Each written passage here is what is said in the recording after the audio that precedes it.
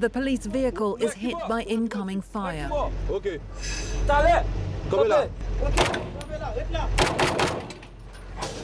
Every day and night, this elite unit of Haiti's police are out on patrol, trying to push back the powerful coalition of gangs which have brought Haiti's capital to its knees. This is what was once the heart of the Haitian capital. What remains of its presidential palace, and over there, the highest court in the land.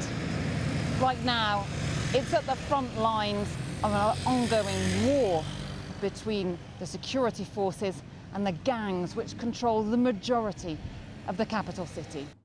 We're on the flanks of Bakhmut, well within reach of Russian rockets. Today we are filming with brigades on the flanks, the surrounding areas of Bakhmut. As you can hear, there's pretty incessant shelling since we've got here. They've been pushed back mainly outside of the city, and a really fierce battle is going on here. We're in the heart of Kharkiv now, and the scale of the destruction here is clear. You can really see just how much damage was inflicted. The mayor of Kharkiv says that nearly 1,500 buildings have been hit, including over 100 schools and nurseries. You can't go very far at all across the city before you come across armed checkpoints or heavily armed Taliban fighters on patrol. There are markedly fewer women out on the streets of Kabul since the Taliban took over. And locals tell us more are again wearing burqas or chadri if they do venture out. And the first day when Taliban came in Kabul, really I can't breathe. I couldn't breathe. All study, my all background, now it's like a grave. An hour's drive west of Kandahar. Every week, opium farmers come to sell their harvest.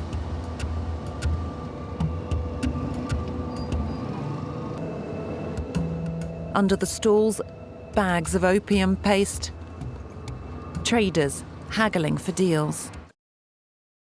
We're 130 kilometers from the Libyan coast. 126 people, including 8 children.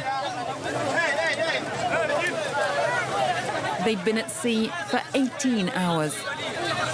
The migrants had risked it all to escape Libya. But as the sun sets, they're being taken back to Tripoli, where they don't know what fate awaits them next.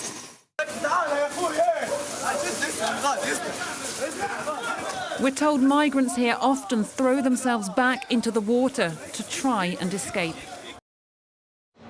Ever since the huge fire ripped through Notre Dame, this ancient cathedral has been turned into a giant building site. Inside Notre Dame, the extent of the damage really becomes clear. You can see on the floor here behind me, that's from where the spire of the cathedral collapsed, fell through the roof and hit the floor on that fateful night. These were the most intense clashes between yellow vest protesters and police for several weeks. There were tense standoffs along the Champs-Élysées Avenue here. These clashes show there is still an anger simmering in France. There have been a lot of riot police deployed on the streets today, 3,600 around the edges of the Champs-Élysées area, which has been a target of protesters. I'm going to step aside and just show you some of the scene at the moment. There's a fire burning there inside the Jardin des Tuileries, and there have been protesters throwing rocks at police, the police firing tear gas back. Catherine Norris Trent joins me now live from Paris with more on this. And Catherine, I was quite surprised that these nationwide mayoral elections are still going ahead as planned despite the lockdown. Yeah, that's right, Linda. We know that turnout in these local elections so far as of midday French time was down markedly.